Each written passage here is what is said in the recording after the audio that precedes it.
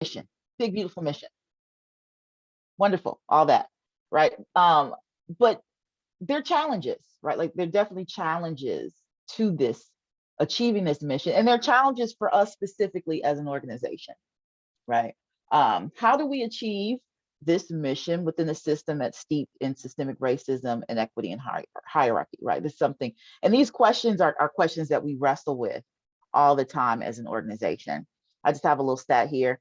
There are 38 million nurses, only 24.7% are non-white. Presently, white people make up approximately 60.1% of the US population and yet are overrepresented in nursing, as in most sectors, right? In addition, nurses of color earn less than nurses with the same experience in education, right? These are barriers, right? These are some of the challenges that we have to deal with. So within the very system of nursing, which is often upheld as, you know, nurses are the most trusted providers and everybody loves nurses, et cetera, yada, yada, right? All nice.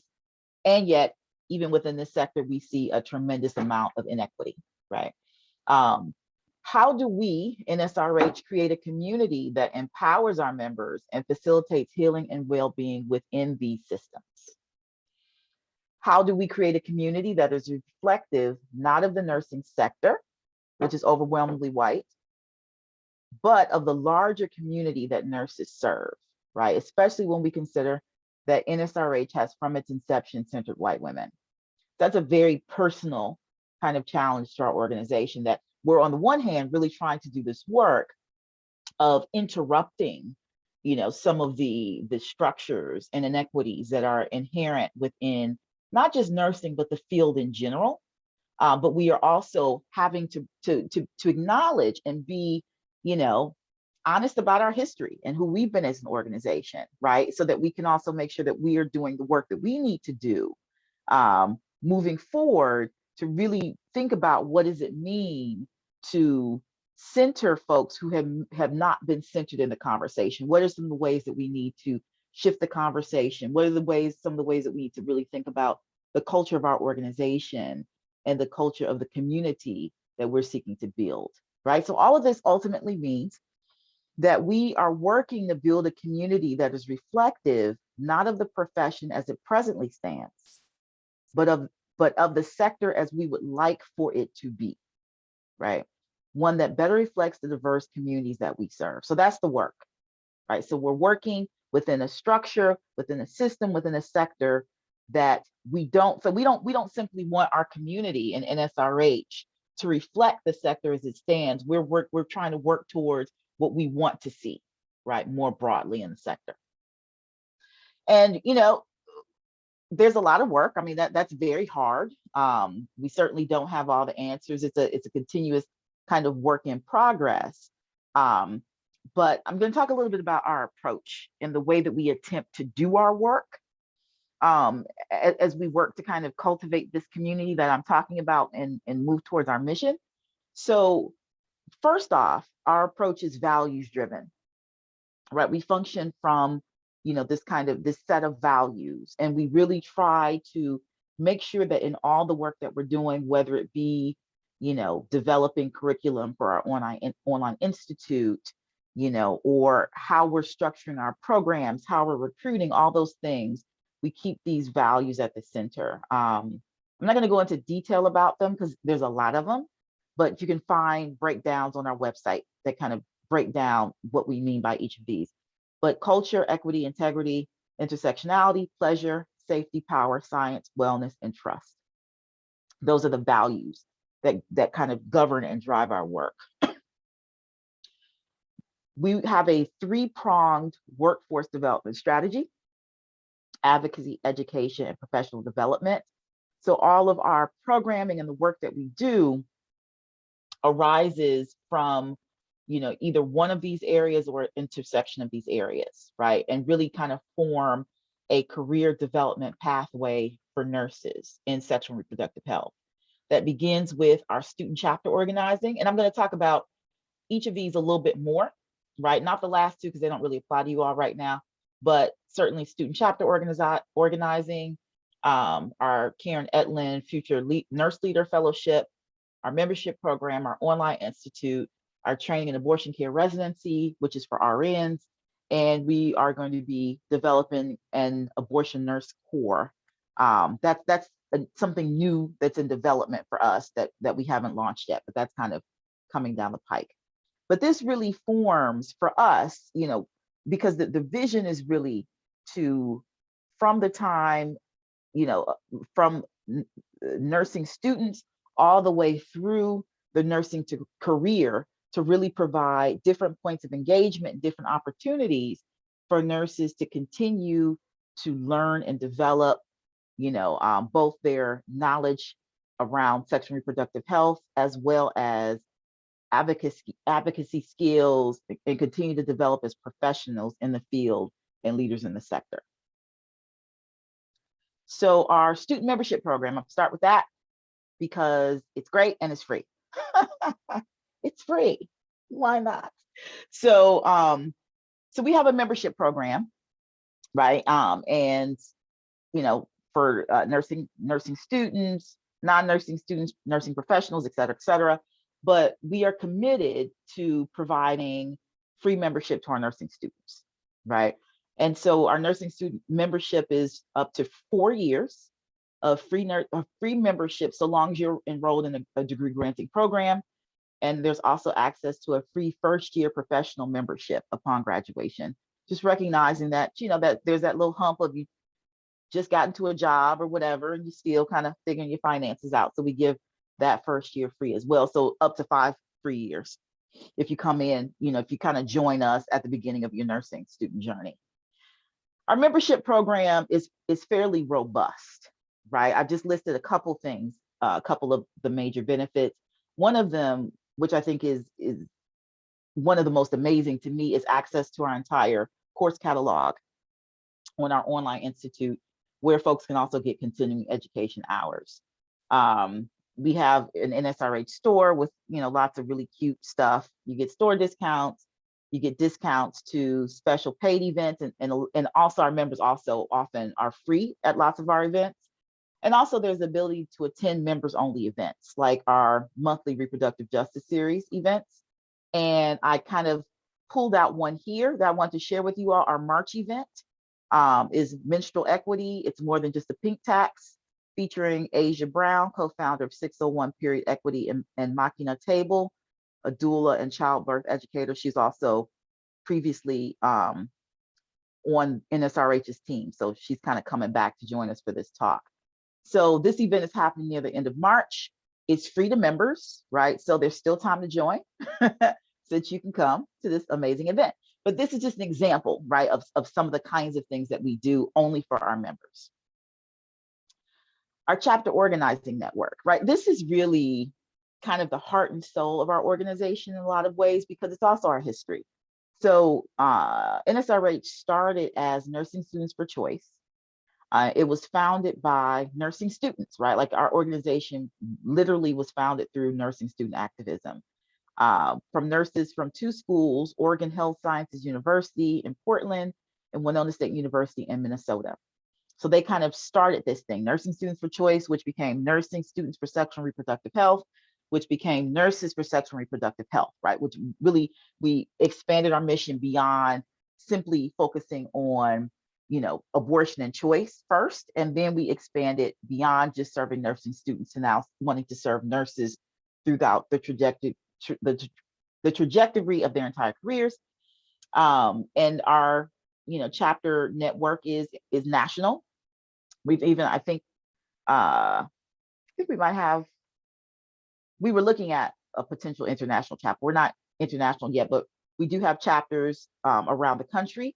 So it's a really great community of nursing students and educators really working to organize and advocate for inclusion of sexual and reproductive health and rights and justice within nursing education. So folks do a lot of work around curriculum reform. You know, student chapters might organize around, you know, kind of local policies and get really involved at the state level. I mean, so we have chapters doing lots of really interesting, good work around the country. So that's just a kind of a cool network to belong to. Oh, and I wanted to pull this out also. So we also have, and I think there are a couple flyers. I believe Kimberly dumped in the chat box for me, that folks can kind of take away with them. So we're having, we're kind of getting back into the conference game. We hadn't done it in a little while because of COVID. We used to do an annual in-person conference, and we're going to move to a biannual. Then COVID happens. So now we're going to host a student conference. It's going to be virtual. You know, we're still not quite ready to get back into the in-person game yet. We will hopefully, fingers crossed, do something in person in 23, maybe even late 22. We'll see. But so this event we're really excited about is Critical Thinking for Critical Care, taking place on April 16th. Once again, free for members. And, you know, we'll have sessions around critiquing systems of harm within research. So really looking at, you know, applying an equity lens to research, which I think is really a very critical topic. Exploring SRH care in different nursing sectors, which I also think is really important. I kind of touched on that a little bit earlier, that we're really, one of the things we're really interested in is helping nurses understand that it, you know, you don't have to just be, you know, in obstetrics, right, or pediatrics for SRH to be relevant for you. All patients are whole humans who have some kind of equipment, right? And a whole lot of them have sex, you know, however they may have it. And with that comes all kinds of potential questions and challenges depending on what other things that they may be navigating in terms of their health, right? And so it's helpful as healthcare providers to understand how SRH intersects with your work, regardless of your specialty. And also engaging in digital activism and virtual community building, right? So those are some of the things that we're going to focus on. There'll be a couple other little fun things happening that day as well. So there's a flyer for that you all have in the chat box that you can download. This is another offering that we have for student members that I think is really important. So the Karen Etlin Future Nurse Leader Fellowship, we really developed this fellowship. And this goes back, you know, really to some of the challenges that I pointed to earlier, just in terms of recognizing that, one, you know, the nursing profession is not necessarily accessible to a broad enough range of people, right? And then on top of that, when you think about the barriers to leadership and kind of being able to really develop oneself as a leader within the sector, those barriers, you know, kind of can become even more daunting. So the intention of this fellowship is really to support the development and the leadership and development of historically excluded nurses and underrepresented nurses within the sector, right? It's a really amazing fellowship. This little kind of flyer. This was our first cohort of fellows, our 2021 cohort. Really amazing group of women doing amazing work. So the fellowship is 6 months. Our fellows each receive $1,000 stipend. And as a part of the fellowship, there's lots of great education and training. Fellows get amazing mentors in the field. There's coaching sessions, and each fellow does a nurse leader project of their choosing. So we really kind of work with them and help them develop a project of something that they want to, you know, it may be, I remember we have one of the fellows actually wanted to start a chapter on her campus, right? And so we kind of supported that work. You know, another fellow was putting together resources for trans folk in her community.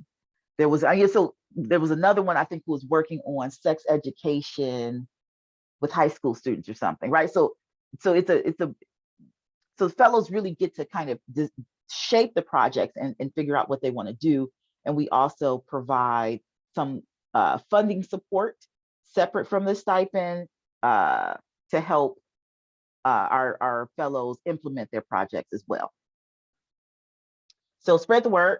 There's also, I believe there's a flyer, a link for a flyer in the chat for this as well. So please spread the word. I just want to talk a little bit about our online institute, which I mentioned. which I think is an amazing, amazing resource. And once again, it is completely free to members. But we basically crafted educational modules, and they're beautiful. They're beautiful and interactive and interesting, that are specifically for nurses, right? Once again, a lot of the stuff that's out there is not necessarily nurse focused. And sometimes this stuff can also be really expensive to access. Obviously, ours is free for students, so you can't get cheaper than free.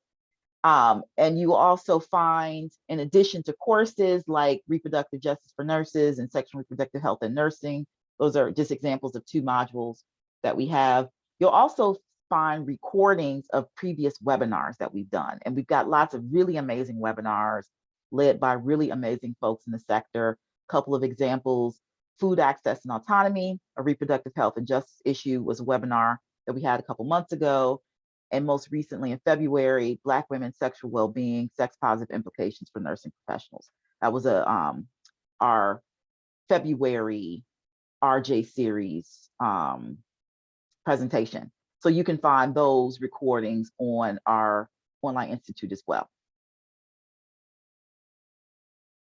So that's all I have. Stay connected. You can go to our website and see all kinds of stuff. You can follow us on, all the major platforms, Nurses for SRH. And we're also on LinkedIn, so you can connect with us on LinkedIn. And that's it. I would love to entertain any questions or anything else.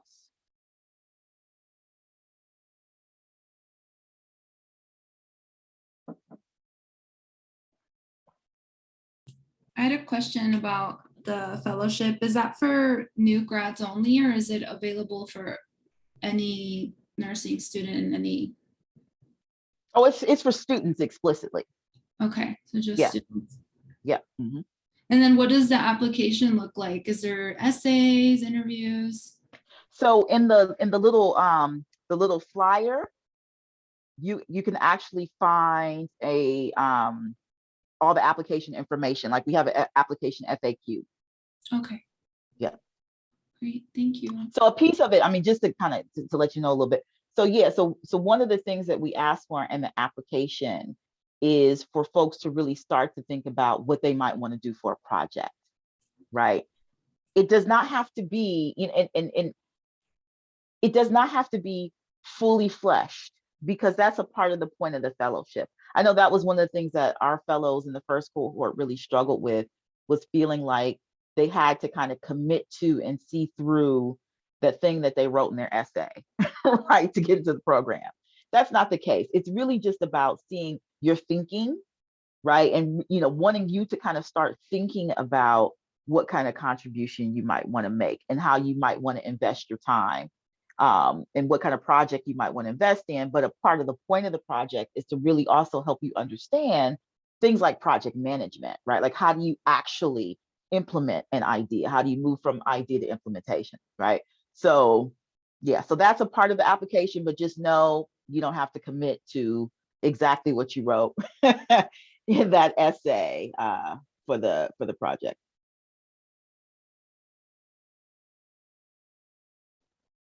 I know you may not be able to speak on it too long, but I'm curious what the abortion nurse corps might be, just generally. Yeah, happy to talk about it.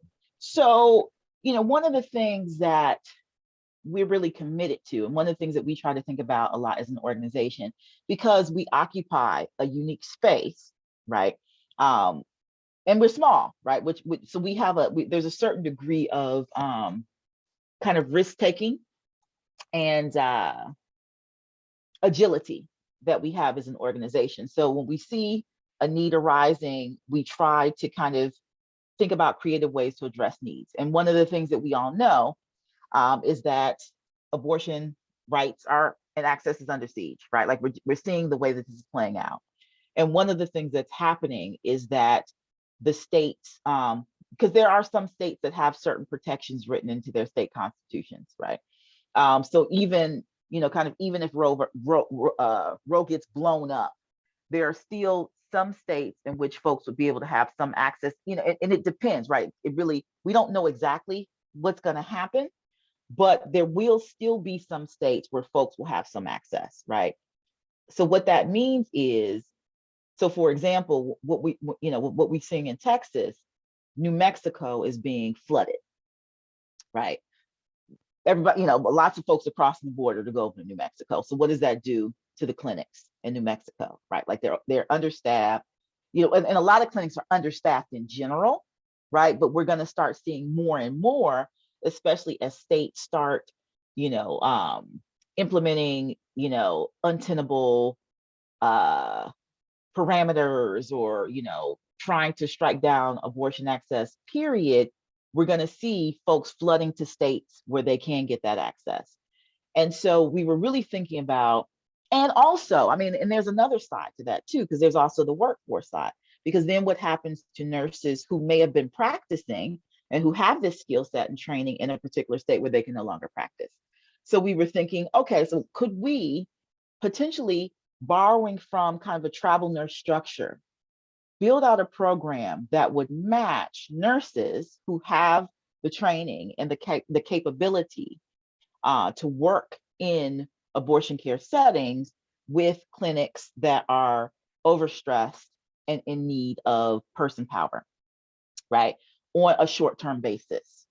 So that's really what the nursing core program is going to be. And we're, like I said, still in development. We're going to pilot likely in Atlanta. I think we might be piloting in Atlanta, at a clinic in Atlanta. But that's the intention, to really think about creating these kinds of pipelines, right? And creating opportunities to match up, as I said, overstressed clinics with providers who have skill sets that they may not be able to legally practice in their home state.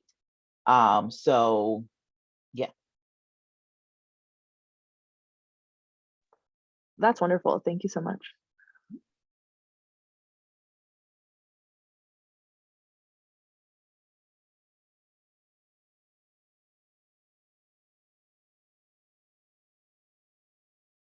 Any other questions, curiosities, thoughts?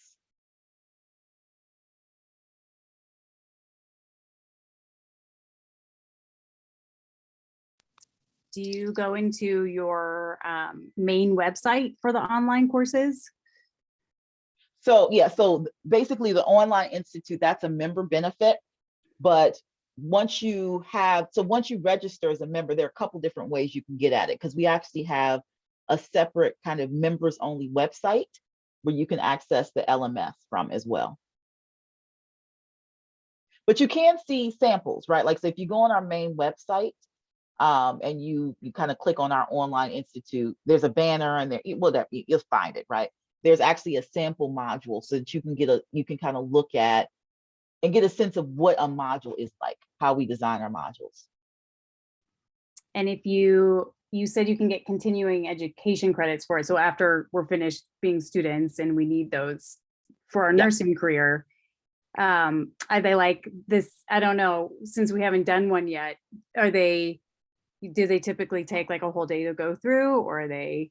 No, so it's we can provide continuing education hours. Most organizations are CE hour providers, and you need a certain number of hours to get units, right? I think it's like 10 hours per unit or something like that. And so we have so most of our modules take about an hour to complete, right? And we've been thinking about possibly kind of chunking them down or breaking them down in different ways, just recognizing that, nurses, a lot of folks are on the floor, right? Like, people don't have time to sit down and do 5 hours worth of something. But so most of the modules are broken into a single hour. We also, we actually have a webinar up right now that is where a person gets CE hour, right? So we're playing around with different mechanisms for people to get those. And I'm really hoping that we can actually get more webinars up where folks can get a CE for watching a webinar.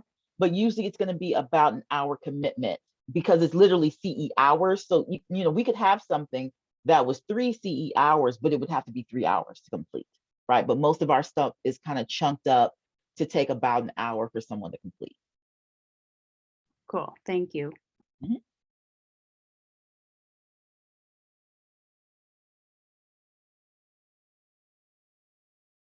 I don't think you all have an Nsrh chapter on your campus, so hint, hint.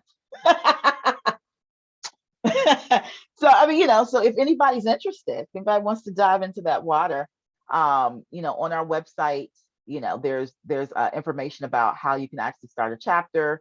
You can also reach out to our student engagement coordinator, Rosemary at nsrh.org. I'll stick that in the chat. So I'm just putting it out there.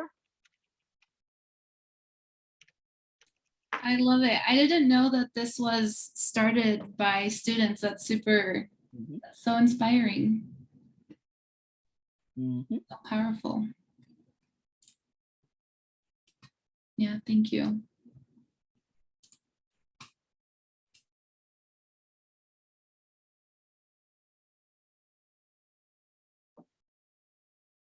Oh, and I'll say one last thing since there's silence.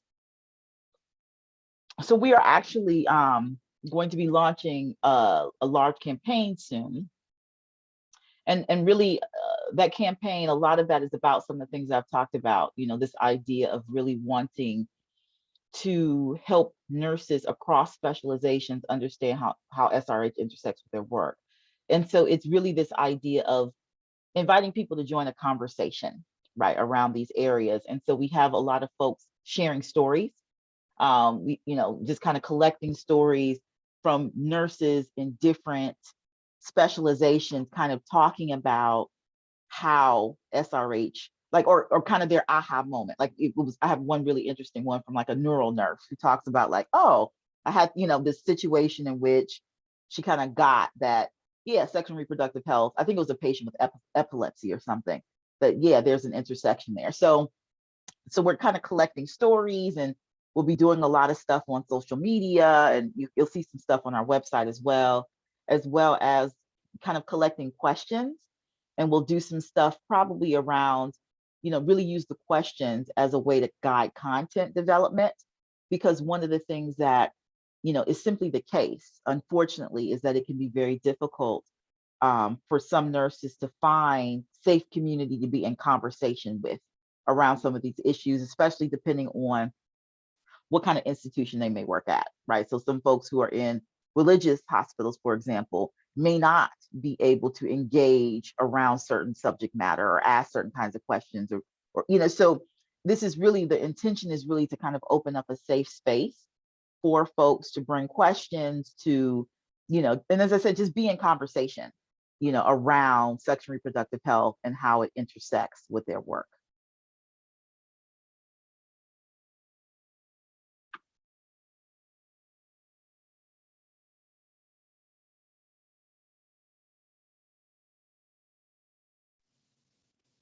Thank you so much, Lina. This is really amazing work that you guys are doing. I come from mostly a trauma background, and I was wondering if you had any nurses that are coming forward with stories from like trauma medicine and how it impacts like sexual reproductive health. So I'm sure we will. I mean, we're just kind of getting started. So, we're still kind of developing, right? Like this is something that's going to be happening over the next several months. But certainly, in fact, Anna is it SAFE? Is that the SAFE nurse? Does that sound right? Sane nursing? Sane. I think that's what it is. I'm so sorry. I'm not a nurse, if you couldn't tell. So I get mixed up by all the stuff. But yeah, so Anna actually is a SANE nurse. What does that mean? That's like sexual assault nurse examiner. Yes, So yes, she she's was, yeah, right, exactly. Right. So we actually have someone on our staff, who has some of that background, and we do have a lot of folks, a lot of our members who come from trauma-based approaches, who definitely work with populations who have dealt with different kinds of trauma. So I'm sure that there will be those kinds of stories that will arise. Yeah. Awesome. Thank you so much.